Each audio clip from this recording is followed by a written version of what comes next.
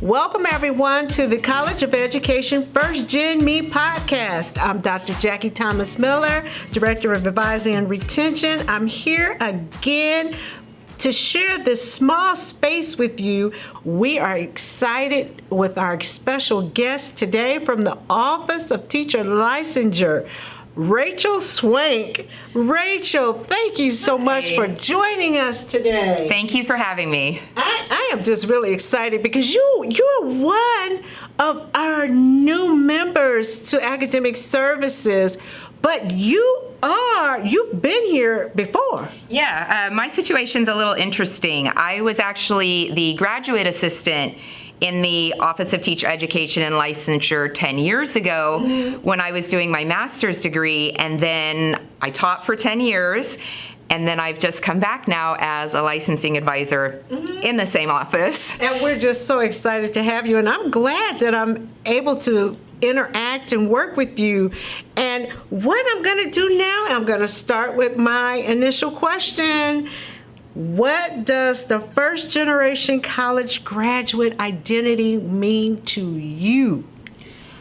For me personally, as a teacher, as a mother, I've always tried to lead by example.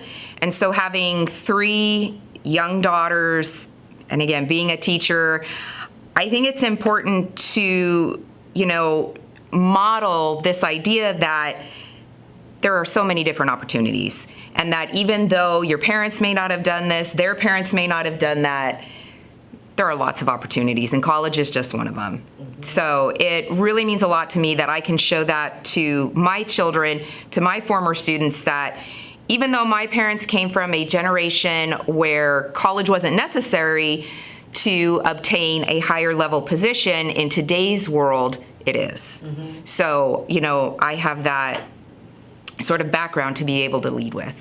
And Dr. Mason shared in our last episode how he had to just break down the door and change that family identity. And many of our former guests had to do the same thing. As first generation college graduates, we're the first.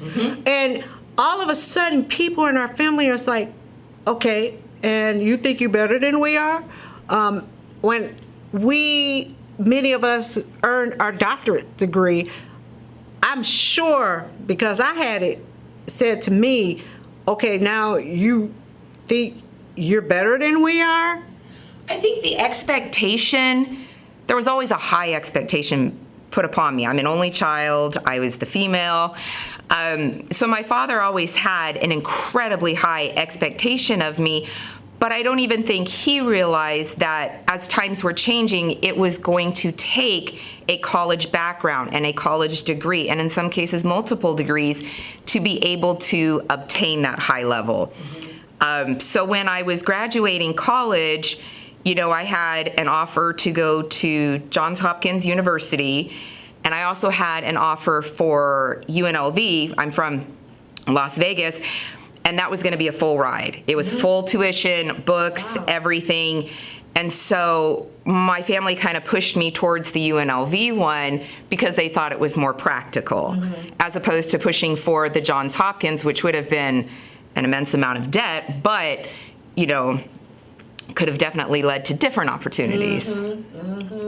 One thing I know in my own circumstance, my family was just so proud, just to know that their daughter, see, I was the middle child, and I had a brother ahead of me, a brother behind me, and neither one of them was even thinking about college. But my family, let's just say my parents, were just so proud, and they were all like, now, Doc, how you doing, Doc? And how did your family, because you said you wanted to lead by example, being an educator, and I was a former teacher also, we always have that instinct as teachers that we just want to lead our youth and of course our own children. But as a mother, how was it for you? What kind of feeling did you have as a first-generation college graduate when you interacted with your parents after you earned all of these accolades in college. It was interesting how the dynamic then started to shift. My mother was always happy in whatever I was doing. If I was happy, she was happy. But again, it was with my father. It was interesting, whereas college, I don't want to say he didn't think it was necessary to educate a woman, but just that to be successful at the time, college was not necessary. But then once I entered college and got my bachelor's degree and then moved here to Purdue for my master's degree, then it became interesting because then it was like, well, now you're going on for your doctorate, correct? Mm-hmm. So then there couldn't be enough college education.